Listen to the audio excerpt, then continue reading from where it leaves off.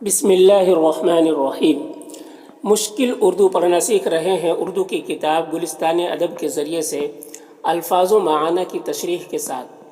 ابھی جو سبق چل رہا ہے یہ سبق کا نام ہے خوجی ایک مطالعہ۔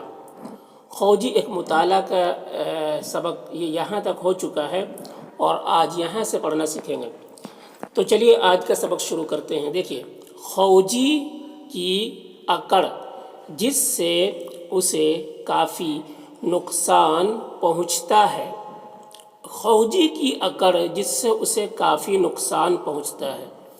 خوجی کی اکڑ یعنی تکبر، گھمنڈ، جس سے اسے کافی یعنی بہت زیادہ نقصان پہنچتا ہے، اس کے احساس برتری کی مظہر ہے۔ اس کے احساس برتری، اسے پڑھیں گے احساس برتری۔ احساس برتری کہتے ہیں یعنی اپنی بات کو سب سے اوپر رکھنا۔ اپنی بات کو سب سے اوپر رکھنا اس کو کہتے ہیں احساس برتری کی مظہر ہے۔ مظہر یعنی نشانی ہے، ٹھیک ہے، ظاہر ہونے کی جگہ نشانی ہے۔ اس کے احساس برتری کی مظہر ہے یعنی اپنی بات کو سب سے اوپر رکھنے کی نشانی ہے۔ کیا چیز؟ اکڑ۔ خوجی کے اندر جو اکڑ ہے، گھمنڈ ہے، تکبر ہے، اس سے اس کو نقصان بہت پہنچتا ہے، لیکن اس کی یہ نشانی کیا ہے کہ وہ اپنی بات کو سب سے اوپر رکھنا چاہتا ہے، اس وجہ سے یہ اکڑ اس کے اندر ہے، حالانکہ اس سے اس کو نقصان بھی پہنچتا ہے۔ کہہ رہے کہ وہ اپنا نام کم سے کم مفتی خواجہ بدیع صاحب علیہ الرحمۃ والغفران بتاتا ہے۔ وہ اپنا نام، یہ کون کہہ رہے ہیں؟ یہ احتشام حسین کہہ رہے ہیں۔ کہہ رہے کہ وہ اپنا نام کم سے کم مفتی خواجہ بدیع صاحب، کم سے کم وہ اپنا نام کم سے کم یعنی اپنا نام جو ہے کتنا اچھا نام بتاتا ہے، کم سے کم یہ تو بتاتا ہے کہ وہ مفتی ہے، خواجہ بدیع صاحب، کتنا اچھا نام ہے۔ کہہ رہے کہ وہ اپنا نام کم سے کم مفتی خواجہ بدیع صاحب علیہ الرحمۃ والغفران، علیہ الرحمۃ والغفران، یہ جو ہے دعائیہ کلمات ہے۔ اس کا معنی ہے کہ اس پر رحمت اور مغفرت ہو، یعنی اللہ اس پر رحم فرمائے اور اس کے گناہوں کو معاف فرمائے۔ تو علیہ الرحمۃ والغفران بتاتا ہے، یہ دعائیہ کلمہ کے ساتھ ان کا نام لیا گیا ہے یہاں پر۔ مفتی خواجہ، مفتی مطلب پڑھا لکھا ہے، ٹھیک ہے، عالم ہے۔ وہ اپنا نام کم سے کم مفتی خواجہ بدیع صاحب علیہ الرحمۃ والغفران بتاتا ہے۔ ہار جانے کے بعد ہار نہیں مانتا۔ کسی بھی چیز میں جب وہ ہار جاتا ہے تو وہ ہار مانتا نہیں ہے، اس کے اندر اتنا یہ ہے اکڑ۔ ہار جانے کے بعد ہار نہیں مانتا۔ مار کھانے کے بعد اپنی کرولی کو ضرور یاد کرتا ہے۔ جب مار کھاتا ہے، جب بات بات پہ اس طریقے کی حرکت کرتا ہے وہ مار کھاتا ہے تو اپنی کرولی کی دھمکی دیتا ہے۔ کرولی کہتے ہیں چاقو کو، شکاری چاقو کو کہتے ہیں، تو بار بار کرولی کی دھمکی دیتا ہے۔ مار کھانے کے بعد اپنی کرولی کو ضرور یاد کرتا ہے۔ اگر وہ ایسا نہ ہوتا تو فسانہ آزاد کی شکل ہی کچھ اور ہوتی۔ اگر وہ ایسا نہ ہوتا تو فسانہ آزاد یہ کتاب ہے جس میں اس کی کہانی لکھی ہوئی ہے کہ خوجی کی، تو کہہ رہے فسانہ آزاد کی شکل ہی کچھ اور ہوتی۔ یہ احتشام حسین کہہ رہے ہیں کہ اس کی شکل ہی کچھ اور ہوتی، کیونکہ وہی ہے جو اس طویل کتاب کو خشک ہونے سے بچا لیتا ہے۔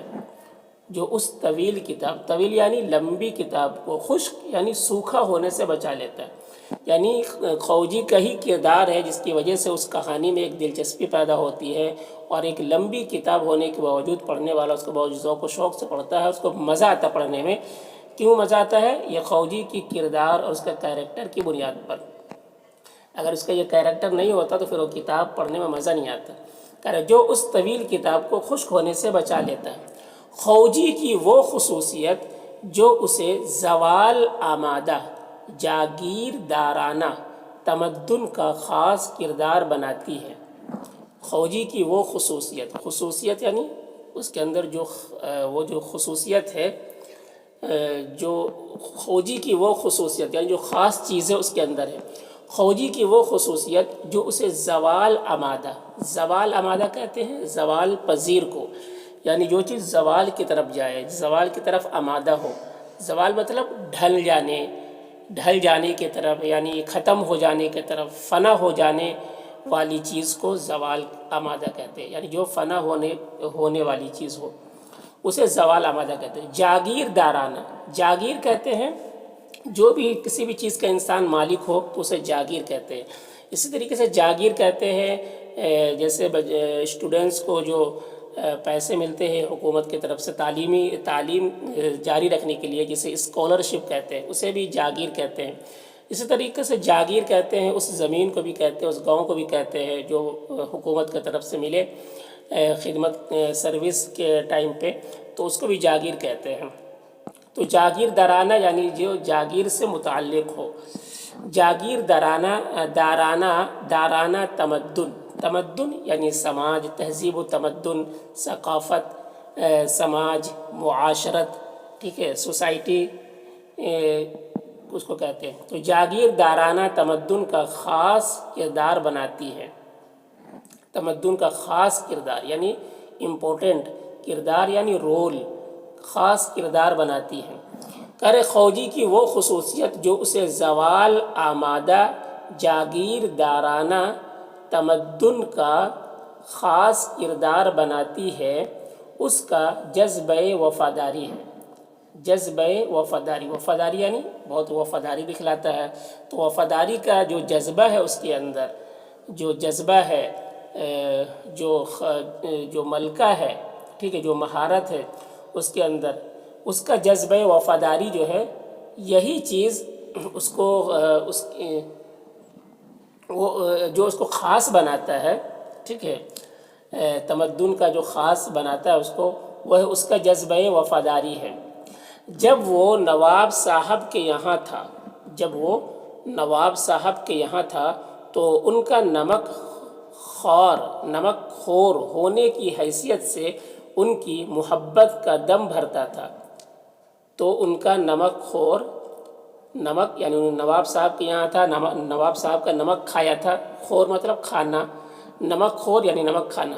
تو ان کا نمک خور ہونے کی حیثیت سے ان کی محبت کا دم بھرتا تھا. محبت کا دم بھرتا تھا یعنی بہت زیادہ محبت جتلاتا تھا، کیونکہ ان کا نمک کھایا تھا تو ان کا ہی گنگاتا تھا، ان کی ہی محبت کا دم بھرتا تھا، ان کی محبت کا دم بھرتا تھا. اور جب یہی وفاداری آزاد کی طرف منتقل ہو گئی، اور جب یہی وفاداری، کون وفاداری؟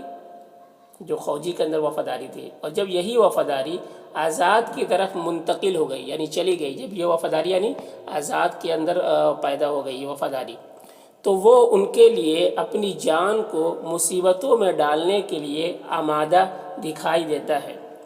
تو وہ ان کے لیے اپنی جان کو مصیبتوں میں ڈالنے کے لیے آمادہ دکھائی دیتا ہے. یعنی یہی وفاداری آزاد کے اندر بھی جب پیدا ہو گئی، آزاد بھی بہت وفاداری دکھلانے لگا، تو یہ خوجی کیا ہے، ان کے لیے بھی اپنی جان فدا کرنے لگا.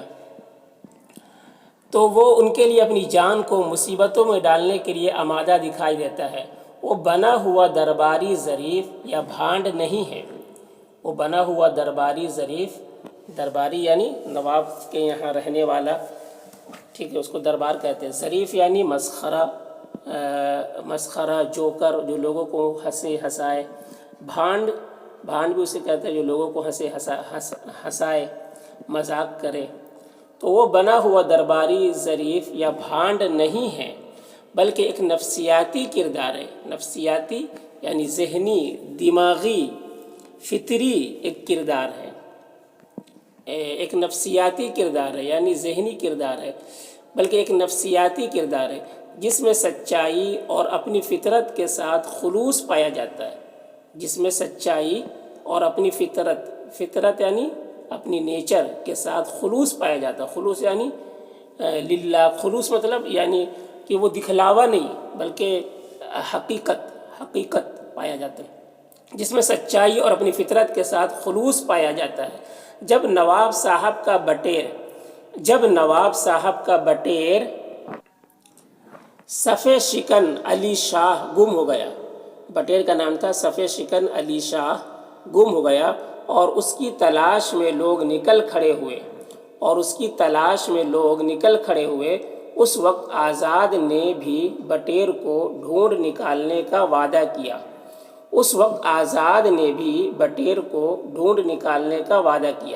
خوجی اپنے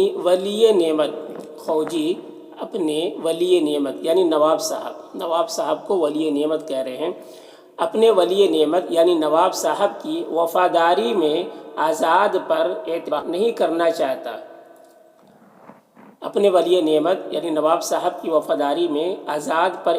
نہیں کرنا چاہتا خوجی جو ہے یعنی نواب صاحب اتنے وفادار ہے تو ان کی وفاداری کو خود ہی نبھانا چاہتا ہے، اس کو خود ہی کرنا چاہتا ہے، آزاد جو شخص ہے اس پہ بھروسہ نہیں کرنا چاہتا وفاداری میں آزاد پر اعتبار نہیں کرنا چاہتا، اعتبار یعنی بھروسہ نہیں کرنا چاہتا، شاید نواب کو جل دے جائے، جل یعنی دھوکہ، یعنی شاید وہ آزاد جو ہے وہ نواب صاحب کو دھوکہ دے جائے، کہہ رہے شاید نواب کو جل دے جائیں اور بٹیر کے ساتھ ساتھ ان کا غم بھی نواب کو لگ جائے، کن کا غم؟ دھوکہ کا غم بھی لگ جائے۔ پھر جب آزاد کے ساتھ اس کی وفاداری اور محبت کی آزمائش کا وقت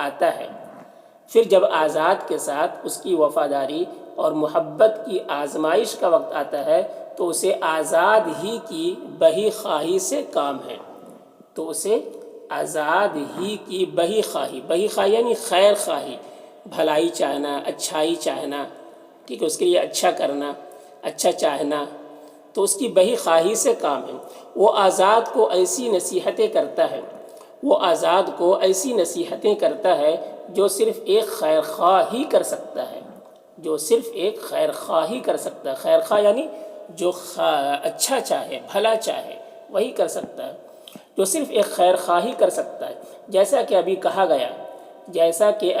گیا اس کی زندگی میں کسی قسم کی بناوٹ نہیں معلوم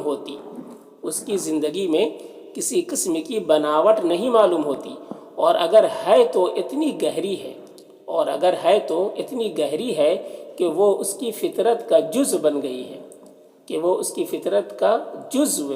ہے، جزو یعنی حصہ، اس کا پارٹ بن گیا ہے، کس کا؟ فطرت یعنی نیچر، پیدائش